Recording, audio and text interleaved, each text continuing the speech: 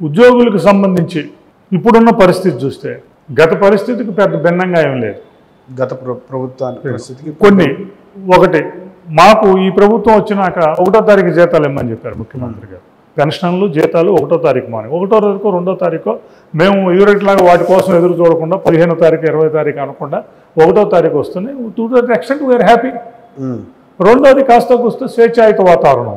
మా వాళ్ళు ధర్నా చేయాలన్నా ర్యాలీ చేయాలన్నా ఇంకోటి చేయాలన్నా ఇదివరకు 1,00,000 ఇది పెట్టి 100 మంది చేయండి 50 మంది చేయండి చేయడానికి వీల్లేదు. ఇవన్నీ ఉండే మా మీద కాదు మొత్తం అన్నిటి మీద ఉన్నాయి. ఇవాళ కాస్త స్వేచ్ఛాయుత వాతావరణం గవర్నమెంట్లో వచ్చింది ఉంది. మొన్న అది మేమందరం కూడా అందరూ యాక్సెప్ట్ చేస్తున్నాం. మూడోది బకాయిలన్నీ పెండింగ్ అయిపోయినాయి. కాబట్టి అందులో 7,500 కోట్లు ఇప్పుడు దాదాపు 8,500 నుంచి 9,000 కోట్ల రూపాయలు ఈ 12 నెలల్లో కొట్టారు. To that extent we are happy. అంతవరకు కొట్టారు. ఇవి ప్రభుత్వం దగ్గర నుంచి మాకు వస్తున్న పరిణామాలు. వాటి వరకు మేము హర్షం వ్యక్తం చేస్తున్నాం, ఇది చేస్తున్నాం.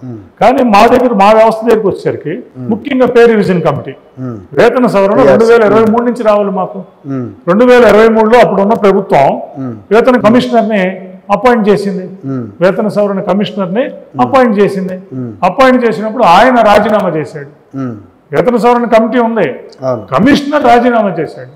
ఆ ప్రభుత్వం ఎలక్షన్స్ వచ్చినాయని అయ్యని చెప్పి సంవత్సరం కాలయాపన చేసి 9 నెలలు ఆ ప్రభుత్వం వేతన సవరణ కమిషన్ అపాయింట్ చేయలేదు. వాళ్ళకు ఉన్న టైం కూడా తక్కువ.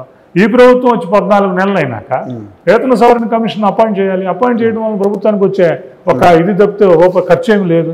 అది అపాయింట్ చేస్తే 1 సంవత్సరం పాటు 6 నెలలు సంవత్సరం పాటు మా రిపోర్ట్ ఇవ్వటానికి మా అందరితో చర్చించడానికి టైం పడుతుంది. మరి గవర్నమెంట్ వచ్చి 14 నెలలు అయినా ఆ వేతన సవరణ కమిషన్ అపాయింట్ చేయకపోవటం, దాని నుంచి ఆలోచించకపోవటం, దాని మీద ఒక మాట కూడా మాట్లాడకపోవటం అనేది ఉద్యోగుల్లో తీవ్రమైన అసంతృప్తి ఉన్నది.